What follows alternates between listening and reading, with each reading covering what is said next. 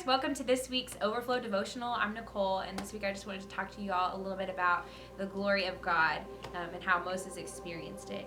And so I actually recently was praying about this in my time with the Lord. I was asking the Lord, God, what is your glory like? Because I don't think I really understand. Show me what that means. And so I was waiting, and I felt like I saw in my head a picture of the burning bush. And I was like, oh yeah, Moses, like he experienced the glory of God. Let me go there. Let me see what he experienced. And so I flipped to Exodus 3, where Moses comes across a bush that's on fire, but it's not burning up. It's just there like glowing. And he's like, that's kind of weird. Let me get closer. So he walks over there and he hears the voice of God saying, Moses, Moses, calling out to him, and tells him to stop, not to come any closer, to take off his sandals because the place he was standing was holy ground. This freaked Moses out, and it literally says in chapter 3, verse 6, Moses hid his face because he was afraid to look at God. And so I was like, this is so cool, God. Like, your glory is something to be feared. Your glory is something to be revered. Awesome. But I was like, is there more? And then I just remembered there's another point in Exodus where Moses experiences the glory of God again. And so I flipped over to Exodus 33. In the context of this chapter, the Israelites they've come out of Egypt. They've just made this golden calf idol, worshipped it, totally sinned against the Lord. And so God basically comes to Moses and says, hey, you guys go ahead and go into the land that I promised you, but I'm not going with you. I couldn't stand you. I'd probably crush you.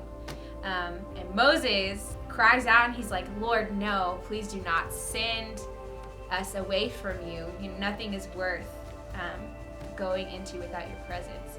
So he basically begs the Lord, please God, stay with us. Please do not let your presence leave us. And so God agrees. And after that, Moses, I guess he's feeling pretty confident because he literally says, okay, God, show me your glory.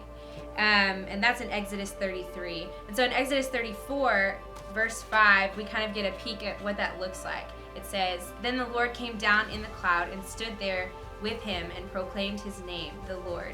And he passed in front of Moses proclaiming, the Lord, the compassionate and gracious God, slow to anger, abounding in love and faithfulness, maintaining love to thousands, and forgiving wickedness, rebellion, and sin. Yet he does not leave the guilty unpunished. And then it says in verse 8, Moses bowed to the ground at once and worshipped. And so that's a pretty big transition in just 30 chapters, going from Moses hid his face because he could not stand to look at the face of God to, in chapter 33, Moses asks, God, I want to see your glory. Let me see you. Big transition. And so today I really wanted you guys to get two things out of this. The first is that the glory and presence of God is transforming internally and externally. And we can see externally later on in chapter 34, it talks about after Moses comes out of this encounter of seeing the glory of God, seeing him pass by, Moses has to wear a veil over his face whenever he talks to anyone that is not God. But when he comes into the presence of God, he's able to take off the veil. And so externally it's transformative, but it's also internally transformative.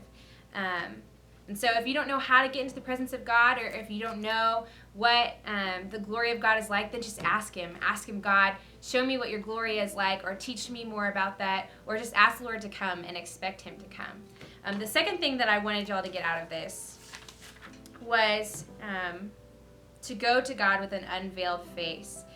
It says that Moses had to veil his face when he was around people because of the glory shining out of his face. But when he came before God, he took off the veil. And so for us, it's really important to go to God with an unveiled face and unveiled hearts, just to be ready to receive whatever transforming the Lord wants to do that day.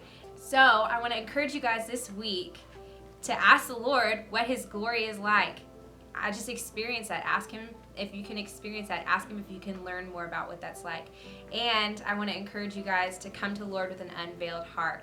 If you don't know what that means, just ask the Lord, what does it mean to have an unveiled heart? What does it mean for me to come before you and just be real? I just wanted to leave you guys with that. I hope this week you get to experience the glory of God.